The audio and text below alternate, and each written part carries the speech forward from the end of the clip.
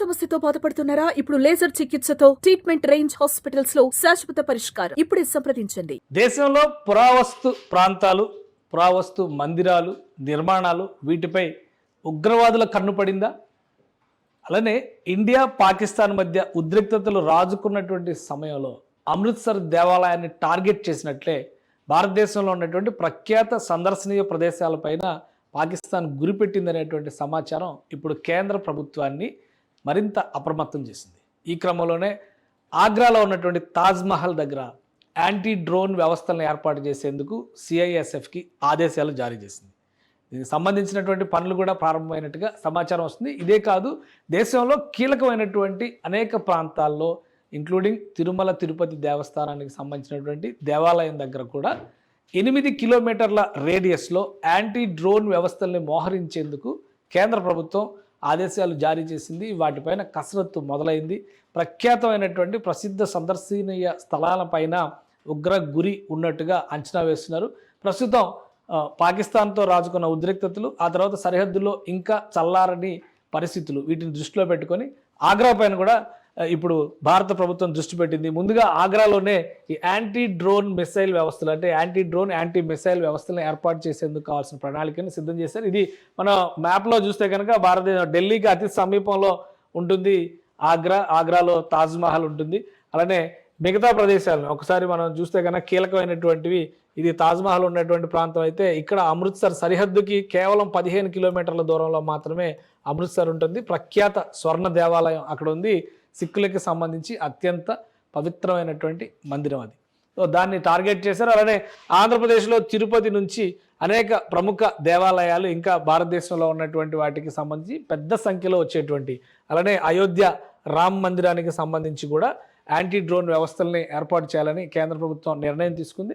ఇందులో భాగంగా సంబంధిత అధికారులకి, శాఖలకి ఆదేశాలు జారీ చేసింది. ఇప్పుడు తాజ్మహల్ దగ్గర ఉన్నటువంటి పరిస్థితులకి అనుగుణంగా పనులు ప్రారంభించేందుకు తాజ్మహల్ దగ్గర ఈ రక్షణ వ్యవస్థలకు సంబంధించినటువంటి మిసైల్ సిస్టమ్స్ని ఏర్పాటు చేసేటువంటి పనిలో సిఐఎస్ఎఫ్కి ప్రత్యేకమైనటువంటి బాధ్యతలు అప్పగించినట్టుగా సమాచారం వస్తుంది. అతి త్వరలో దీనికి సంబంధించి, ఇది తాజ్మహల్కి సంబంధించినటువంటి ప్రాంతం, ఈ ప్రాంతం మొత్తంలో కూడా మనం ఒకసారి గమనించి చూస్తే పెద్ద సంఖ్యలో భక్తులు, అంటే తాజ్ అందాలని ఆస్వాదించేటువంటి క్రమంలో వస్తారు. అలానే ఈ ప్రాంగణంలోనే ఒక అతిపెద్ద మసీద్ కూడా ఉంది, తాజ్ మసీద్ అంటారు. సో అక్కడ కూడా పెద్ద ఎత్తున ప్రార్థనలు జరుగుతాయి. జనసమ్మర్దం ఎక్కువగా ఉండేటువంటి ప్రాంతాలని ఈ తీవ్రవాదులు, ఉగ్రమూకలు క్లియర్గా టార్గెట్ చేశారు. కాబట్టి వాటిని దృష్టిలో ఉంచుకుని ముందు జాగ్రత్త చర్యలకి కేంద్ర ప్రభుత్వం ఉపక్రమిస్తుంది.